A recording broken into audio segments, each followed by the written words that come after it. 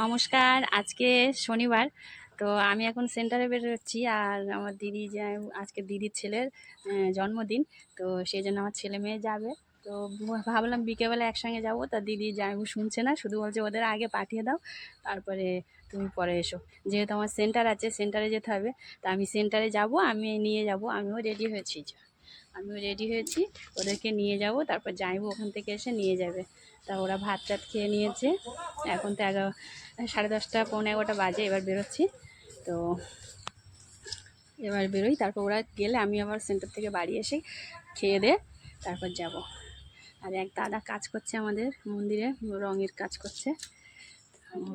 কোথায় যাচ্ছে মা? বম্মার বাড়ি। আমরা এখন বেরোচ্ছি, ওদেরকে দিয়ে আসবো, তারপর বিকালে আমি যাবো। চলো গাড়িতে আগে যাই। আমি নিয়ে যেতে পারবো?